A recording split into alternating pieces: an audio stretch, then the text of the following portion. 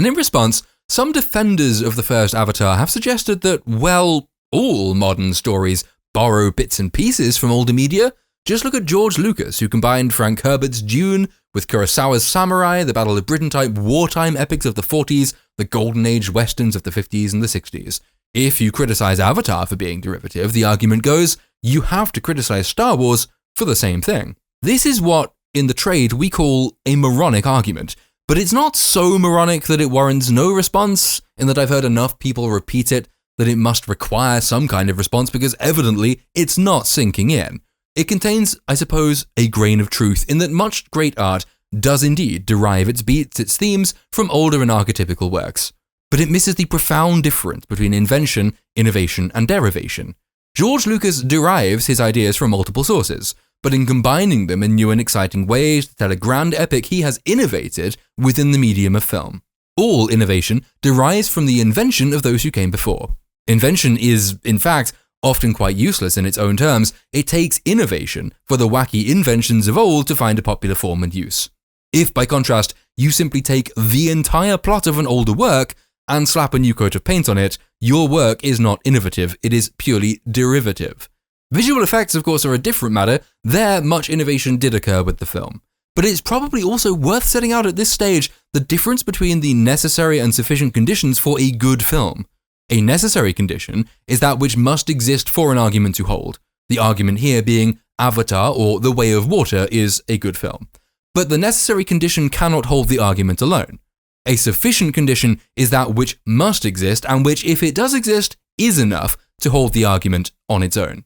Good visuals are a necessary but not a sufficient condition for a good film. A very pretty film that has no regard for character, plot, dialogue, message, or purpose is in fact a pretty shit film, both pretty and shit. Kinda like Avatar. So it's not enough to say of The Way of Water that it looks incredible. You've met a necessary condition, you have not met a sufficient one. Likewise, themes. I'm sure we'll come back to this during the plot breakdown that follows, but a good theme is likewise a necessary but not a sufficient condition. And it barely qualifies as a necessary one, given good theme is so fundamentally subjective. I've already heard people try and argue that The Way of Water champions themes of family, fatherhood, and solidarity, and that these are, quote-unquote, good themes, which makes it a better film than a modern offering that champions so-called bad themes. But this is not an argument for anything save your own semi-political bias toward the film. But my themes was advanced in defense of The Last Jedi. It was a shit argument then, it is a shit argument now. So if The Way of Water looks stunning and contains good themes, whatever the hell that means, that is still not enough for it to be a good film. That, by the way, is not the only Last Jedi comparison that can be made. I've been struck by the reaction to a video on my second channel how so many of the same old arguments have been trotted out. It has good themes, it's visually striking, the director has a vision. See also any defense you're likely to hear of the abysmal Snyderverse. One of these, the visually striking defense, is pure superficiality. The Holdo maneuver in The Last Jedi did indeed look beautiful, but it was also staggeringly dumb and effectively broke the mechanics of space battles in a franchise that relies in large part on the mechanics for its space battles. It was pretty and abysmal on a writing level. The other two, the arguments from themes and vision, are at best a defense of the intent behind the film. They are not defenses of the film itself. They aren't even especially good arguments for the intent behind the film, given how selective their purveyors are about the evidence that they cite and the evidence that they ignore, but we'll come back to that a bit later. Since we're doing a brief roundup of arguments so dumb they're only deployed by people who'd have trouble calculating their own IQ, even though it consists at most of two small numbers, that the film has performed well at the box office, that it has made a lot of money, is not an argument for the film's quality.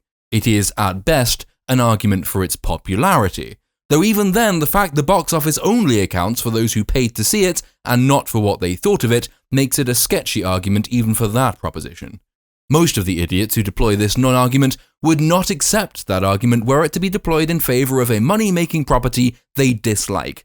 Twilight and 50 Shades of Grey made a lot of money. Most of Phase 4 and Disney Star Wars made a lot of money.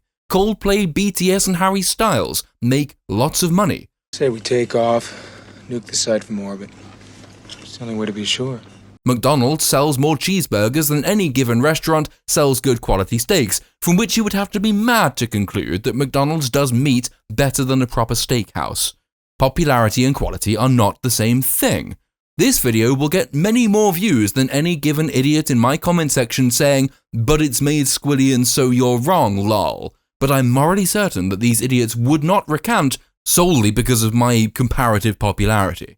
Oh, and I guess there should be one final brief mention of the other arguments I heard frequently on my second channel, all those people flooding into the comment section to tell me that it was a good film because they left their brains at the door and thereby enjoyed it. You didn't need to tell me, folks, that you were all a bunch of brainless morons, but I guess stunning and brave. Well done. Representing I can't use the R word, can I? Well done. In short, none of these things, vision, beauty, themes, profit, is an argument for the quality of the film we're discussing. They'd be terrible arguments even if their purveyors applied them consistently, which they don't. Because the closer you get to a genuine Avatar defense, the easier it becomes to have the purveyor of that defense sectioned under the Mental Health Act on the grounds of acute mental incompetence. The true sufficient condition we're looking for is that the film is well written.